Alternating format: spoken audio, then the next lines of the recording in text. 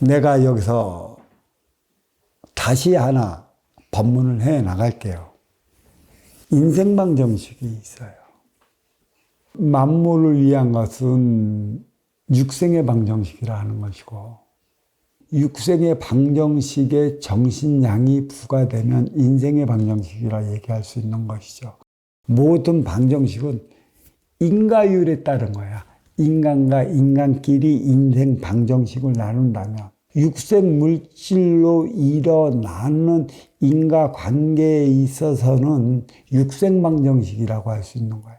그래서 누가 얼마만큼 쓰임을 다하느냐에 따라 갖고 관계의 개선은 크게 넓혀질 수가 있는 것이고, 인간관계에 있어서는 일환으로서는 육생량이지만 인간관계에서는 분명히 누가 육생량을 더 가지고 적게 가진 자로서 나누어져. 여기에 정신량을 부과시킨다면 이제 인생의 방정식이 성립이 되는 것이지. 우리는 인생 방정식을 성립할 때만이 인과관계가 원활히 풀어져 나갈 수 있다는 사실이지. 자, 그렇다면 항상 모든 문제, 인간관계에 있어 항상 모든 문제는 어디에서 발생되나? 내가 내 앞에 온 인연이라고 그랬지만 내 앞에 온 인연이 무엇을 가져와? 육생량을 가져온단 말이야. 우리는 항상 이 육생량의 분배를 잘못하지 못해 갈등을 빚는단 말이야. 모든 문제는 육생량 앞에서 비춰져. 그 쓰임을 다하지 못하기 때문에. 운용의 주체가 얼마나 육생량을 잘해줘야 되겠어. 아쉬운 자는 아쉬운 육생량을 채우기 위해 이로운 자를 만나는 것이야. 이로운 자는 육생의 방정식을 풀어 한다면 이 육상량을 아쉬워 찾아온 이에게 얼마만큼 띄워줄 때 얼마만큼 내가 돌려받을 수 있는가, 이에 따른 공식을 확실히 풀어나갈 수 있는 자질을 갖춰줘야 하는 것이지. 하지만 이거는 육생의 방정식이고 이보다 더 중요한 화합을 위한 인생의 방정식이야. 인생의 방정식은 너와 나 사이에는 항상 어떠한 결과가 초래지나면 치우쳐 벌어지는 그런 행위, 응? 그리고 착해서 벌어지는 다른 행위, 그리고 바르게 살아갈 때 일어나는 옳은 행위걸랑, 그리고 다르고 바른 차원의 행위를 다하려 한다면 치우칠 때는 누구한테 치우쳤냐면 이로운 자가 아쉬운 자의 아쉬움을 채워주기보다는 이로운 자가 이로운 것을 더 가지려 한다면 치우친 거야. 손해는 누가 봐? 아쉬운 자가 봐. 그래서 이게 양양상충이 일어나는 것이지. 이로운 자 앞에 육생량을 아쉬운 자가 더 가지려 해도 가지지 못해. 이로운 운용의 주체가 승낙이 있을 때만이 더 가질 수 있는 자격이 주어지는 것이지 절대 자격이 안 주어진단 말이야. 이 치우친 행위는 육생량 앞에서 누가 버려? 이로운 자가 버려. 어떤 이들은 아쉬운 자들도 버리는데 그건 표적질 하는 거. 이로운 자들이 모를 때 도둑질 해가는 거고, 이로운 자들이 안주를 할 때 사기쳐 가는 거. 이로운 자가 그 쓰임의 행위를 다하지 못하기 때문에 아쉬운 자들은 그에 대한 표적을 이로운 자들한테 주는 것이지. 이거는 자연 발생적으로 일어나는 것이야. 이거는 치우친 사회 행위라고 얘기를 할 수 있는 것이고, 다르게 벌어지는 착한 선의 행위는 무엇이냐? 이거는 가진 자들 앞에 들 가진 이들이 손해보는 걸 얘기를 하는 거야. 항상 그래. 가지지 않은 자들은 천년의 인심을 갖고 살아. 어디 가서 내가 조금 손해보면 되지 뭘. 항상 그래. 가진 자들은 절대 손해를 안 봐요. 1원짜리 10원짜리 하나 철저히 따져갖고 만약에 가진 자들이 손해본다면 이에 따른 손해가 왜 여기서 일어나는지 대한 걸 보여준단 말이야. 하지만 이 가지지 못하고 아쉬운 자들은 좋은 게 좋은 거라고 더 가진 이들 앞에서 쿨하게 보이는 행동을 해. 손해보는 행동을 해. 선한 행위를 한단 말이야.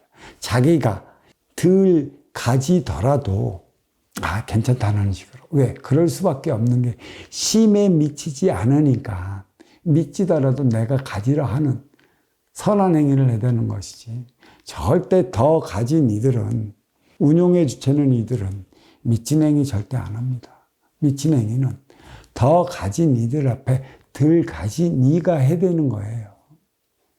이 얘기를 어디에 우리는 대입시켜 볼 수 있냐면 장사꾼들이죠.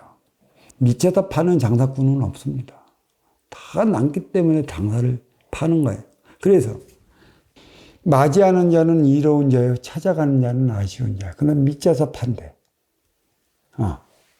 그러니까 어떤 이들은 그래. 물건을 자주 하면은 2만 원에 팔 걸 한 3만 원에 불러갖고 한 1만 원을 깎아줘. 그러면 1만 원 깎은 아쉬운 자는 너무나 고마운 거야. 근데 어디에다 같은 상품을 보니까 2만 원에 딱 보이는 거란 말. 그때는 알게 모르게 배신감이 드는 것이지. 이게 상순이라는 것인데, 이게 아쉬워 찾아가는 자는 이로워 맞이하는 자 하기 나름에 되어 있어 갖고, 이게 항상 내가 다른 곳에도 보다 돈을 더 주고 사는지 덜 주고 사는지를 몰라요. 그래, 항상 손해보는 자들은 아쉬운 자들이지 이로운 자가 아니라는 것이에요. 내가 여기에 이 물건을 사고 뭐를 하고 하는데 다 미쳤대. 다 미치고 판대. 이렇게 판 적은 없대.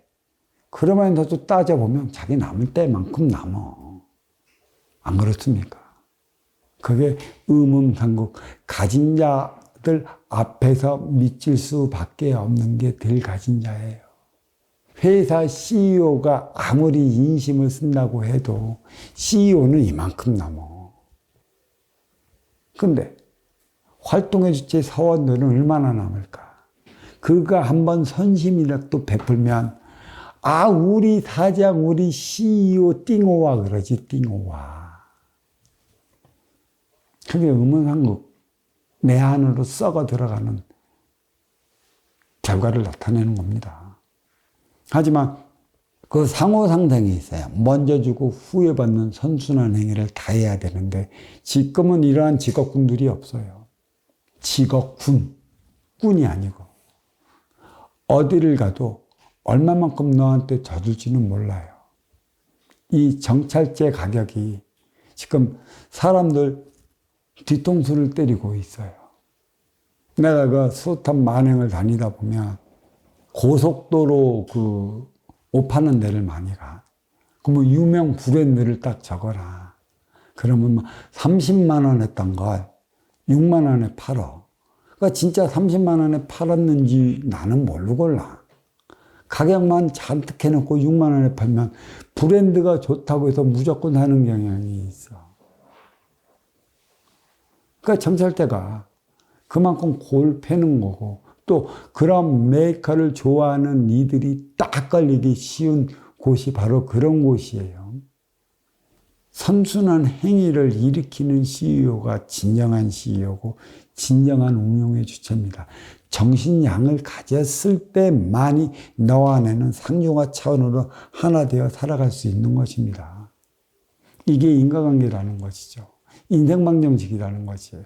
인생방정식을 풀어나가려 한다면 이로운 자가 아쉬운 자 앞에, 운용의 주체가 활동의 주체 앞에, 더 가진 자가 덜 가진 자 앞에서 풀어나가는 것이, 덜 가진 자가 더 가진 자 앞에서 절대 풀지 못해요. 활동의 주체가 운용의 주체 앞에 풀지 못하고, 또 찾아간 자가 맞이하는 자 앞에서 절대 풀지 못하는 게 육생의 방정식이건 인생의 방정식이건 똑같습니다. 그래서 이 공부는 내가 주인이 되어 살아가는 삶을 살아가기 위한 것에 있어요. 내가 주인이 되려 한다면 나는 어떠한 자세를 가지고 있어야 하는가?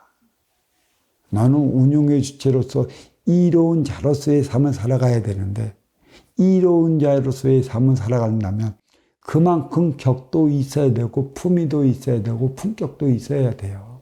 그거를 잊어버리고 난다면 아쉬워 찾아가는 활동의 주체들한테 우스워집니다.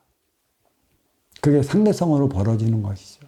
네가 나를 얼마만큼 존경하는 자세로 다가오는가. 한쪽으로서는 네가 나를 얼마만큼 우습게 보는가. 물론 운용의 주체의 성품에 따라 그럴 수는 있지만 운용의 주체는 분명히 알아요. 어느 순간에 닿으면 그를 쳐버립니다. 내 옆에 안 둬. 사업하는 자들이 자기의 측근, 형제, 자매, 지인들을 최측근을 옆에 두지 말아야 하는 이유가 여기에 있는 것이에요. 아닐 땐 아닌 것이고 배척할 때는 배척해야 되는데 그러지 못함으로 인해 모든 말썽이 일어나. 운용의 주체가 난데 최측근을 옆에다 준다면 최측근 친후 친척이라고 해서 운용의 주체의 운용권을 말살에 들려 한다면 지휘력을 잃어버린 겁니다. 나다운 삶을 살아가야 한다면 운용의 주체로서 내가 주인이 된 삶을 살아가려 한다면 바로 이로운 자로서의 그 행위를 다해야 한다.